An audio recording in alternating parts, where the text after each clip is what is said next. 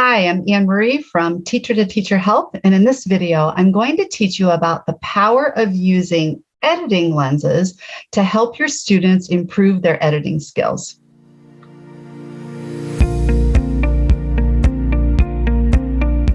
So do your students struggle to edit their writing and fix up all of the mistakes? Do they say they've edited their writing and then they turn it in and there's still so many errors there? Well, mine did too. And one day I had this aha that maybe it wasn't a problem with my students. Maybe it was a problem with the way I was teaching them to edit and what I was holding them accountable for that they weren't ready to do yet. So I had this aha one day when I was noticing my own children, my boys, cleaning up the playroom. So when they were very young, they had a playroom down in the basement. And if I didn't go down there every day, after a couple of days, I would notice that the playroom would just be trashed. And so after a couple of days, I might say, Richard, Nathan, it's time to clean up the playroom. I'm setting a timer for 15 minutes. And when I come back, I better see that this playroom is cleaned up. And usually what would happen is in 15 minutes, I'd come back down and it wasn't cleaned up. In fact, sometimes it was messier than it was before. You know, this went on time after time until one day finally my teacher brain kicked in and I thought, oh, they're not very skilled at cleaning up the playroom. They need some strategies for doing this.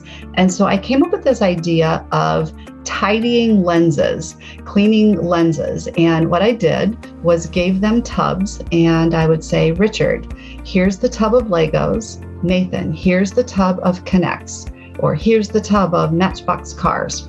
I'm setting a timer for 15 minutes. And when I come back, I don't want to see any Legos on the floor or any Matchbox cars on the floor. Ready, set, go. Set the timer, come back a few minutes later, and like magic, they actually were able to do it. And then I would set another lens. You know, now we're going to do the Matchbox cars. Now we're going to do the blocks, whatever they hadn't already done. And by doing this, I was getting them to focus on one specific thing that they needed to clean up, and they didn't get distracted by everything else. And that's when I had the aha that I was doing to my students with editing the same thing I was doing to my boys with cleaning up the playroom. I was saying, you just need to clean everything up. And they were so overwhelmed and distracted. But when I started giving them lenses, giving them an actual lens to look through and say, today we're going to edit through the lens of capital letters at the beginning of sentences or capitals in proper nouns. And I want you to go through and just read through your writing through this one lens. They were able to do it. And it's especially powerful if I have them edit through a lens that they are familiar with the concept and they've been able to use that in their own writing. Maybe they're just missing some. They just haven't been able to write with automaticity.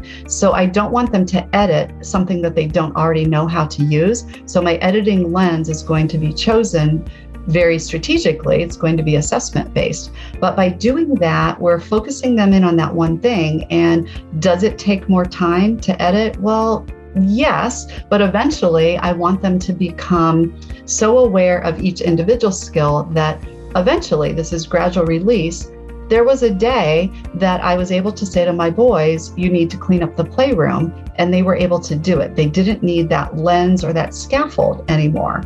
And the same thing happens with our students. So if you notice that your students are struggling to edit their writing, maybe it's that they're overwhelmed and they're distracted and they don't know where to start.